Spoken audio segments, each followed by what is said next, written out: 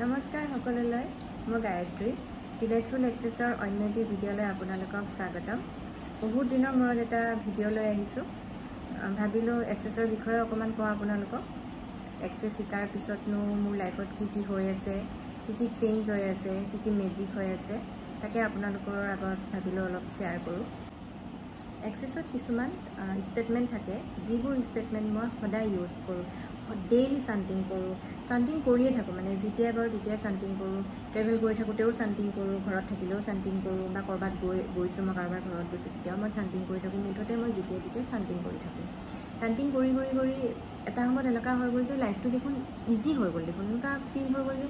একোৱে নাই দেখোন লাইফটো দেখোন চব ইজি দেখোন আমিয়ে মানে চব নিজে ক্ৰিয়েট কৰি লওঁ তেতিয়া ভাবিছোঁ চব বস্তুবোৰ দেখোন মই নিজেই ক্ৰিয়েট কৰি আছিলোঁ আগতে যিবোৰ নিগেটিভ থটছ আহে সেই থটছবোৰ নোহোৱা হৈ গ'ল আৰু কিবা এটা যদি কাম কৰিম বুলি ভাবিছোঁ কামটো হ'বনে নাই কামটো কৰিম নে নাই সেইবোৰ ভাবি থাকোঁ কিন্তু যেতিয়া মই এইবোৰ ষ্টেটমেণ্টবোৰ চান্টিং কৰিব ল'লোঁ ন সেইবোৰ মানে নোহোৱা হৈ গ'ল মানে ইজি চব ফালৰ পৰা ইজি মানে একোৱে নাই মানে চব ইজি হৈ গ'ল মানে তাৰ মাজতে মোৰ মাৰ অকণমান গাটো বেয়া হ'ল গেছৰ প্ৰব্লেম হৈছিলে মাৰ প্ৰেছাৰো আছে গেছৰ সমস্যাটো মানে অকণমান বেছিকৈ হৈ গ'ল গেছটো যেতিয়া মাৰ বেছিকৈ হয় তেতিয়া মানে মাৰ প্ৰেছাৰটো উঠে আপছ এণ্ড ডাউন কৰে আৰু প্ৰেছাৰটো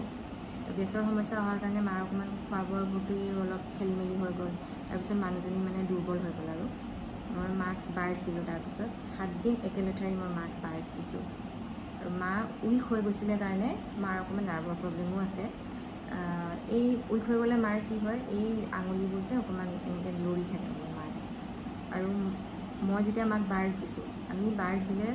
বডি কানেক্ট আগতে কৰোঁ মাক যেতিয়া মই বডি কানেক্ট কৰিছোঁ এই মাৰ এই আঙুলিবোৰ যেতিয়া মই বডি কানেক্ট দিছোঁ আঙুলিবোৰ যেতিয়া লৰি আছিলে সেই বডি কানেক্ট দিয়াৰ লগে লগে মানে মাৰ কৰা আঙুলিবোৰ মানে লৰচৰ কৰা বন্ধ হৈ গ'ল মানে 7 দিন মাক বাৰ্ছ দিয়াৰ পিছত মা লাহে লাহে সুস্থ হ'ব ধৰিলে মাৰ যে দুৰ্বল হৈ গৈছিলে সেই দুৰ্বলটো নোহোৱা হৈ গ'ল মানে মা বহুতখিনি ভাল হ'ল আৰু এতিয়া তো ভাবকচোন তেতিয়াহ'লে এক্সেছ বাৰ্ছে কিমান চেঞ্জ কৰিছে মোৰ ঘৰৰ মানুহকো চেঞ্জ কৰি দিলে বেমাৰ আজাৰৰ পৰাও মুক্ত কৰিছে মোৰ মা দেউতাক মই বাৰ্ছ দিব পাৰিছোঁ মোৰ হাজবেণ্ডক মই বাৰ্ছ দিওঁ নিজৰ লগতো মই ষ্টেটমেণ্টবোৰ ইউজ কৰি থাকোঁৱেই আৰু যেতিয়া মই বেলেগক বাৰ্ছ দিওঁ বা মোৰ মা দেউতা বা ঘৰৰ মানুহক যাকে মই বাৰ্ছ দিছোঁ সেই তেতিয়াও আমি সেই ষ্টেটমেণ্টখিনিয়ে মানে ইউজ কৰোঁ শেষত মই এটা কথাই ক'ম এক্সেছ বাৰ সকলোৱে শিকিব লাগে এক্সেছ বাৰ সকলোৰে ঘৰত এজন হ'লেও প্ৰেক্টিশ্যনাৰ থাকিব লাগে সকলোৱে শিকক সকলোৱে বাৰ্ছ লওক নিজৰ ঘৰখনক নিজৰ ঘৰৰ মানুহখিনি সুস্থ সবল কৰি ৰাখক আৰু সুখী হৈ থাকক আৰু যদি কোনোবাই মোৰ পৰা বাৰ্ছ ল'ব বিচাৰিছে স্ক্ৰীণত মোৰ নাম্বাৰটো দি দিম মোক যোগাযোগ কৰিব পাৰে ধন্যবাদ